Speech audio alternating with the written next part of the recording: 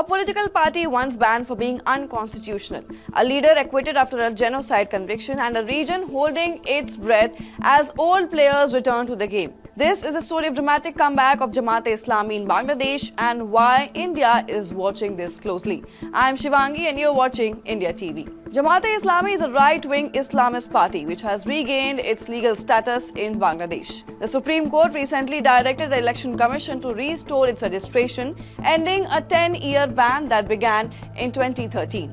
The ban had followed a High Court ruling that found Jamaat's political ideology incompatible with Bangladesh's secular constitution. And now the court has reversed the decision and Jamaat is back in the political arena. So what triggered its comeback? Well, the turning point came after mass protests ousted former Prime Minister Sheikh Hasina in August 2024.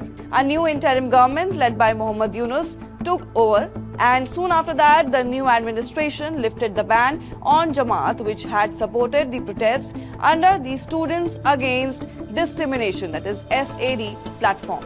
Jamaat has now launched a rebranding campaign and it is preparing to contest future elections, possibly under its old symbol, which is the scale, and that only if Election Commission approves. But that is not all.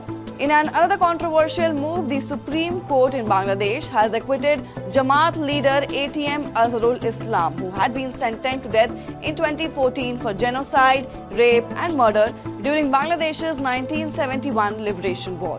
This decision has cemented Jamaat's return to political legitimacy and it is a concern. But you must be thinking that why Jamaat is controversial? Well, that's because during the 1971 Liberation War, its leaders opposed independence and allegedly collaborated with the Pakistani army, committing atrocities on people. After 2009, under Sheikh Hasina, the International Crimes Tribunal convicted several top Jamaat leaders for war crimes. And that's not all. The party has also been linked to Islamist radicalism, anti-India sentiment and even ISI-backed networks during its past alliance with the BNP. So now you must be thinking why India is concerned. Well, India is worried about Jamaat's re-entry into politics because the party promotes a pro-Pakistan Islamic State agenda. It has criticized India's role in the region and backed insurgents in the past as well. Even more alarming was the fact that in a recent meeting with Chinese Communist Party officials, Jamaat proposed creating an independent Rohingya state, which is a move that could destabilize Myanmar's border and threaten Indian interests in the region, including projects like the Sitwe Port and Kaladan Transit Corridor. So, from a banned party to political revival, Jamaat-e-Islami's return could reshape Bangladesh and South Asia's balance of power.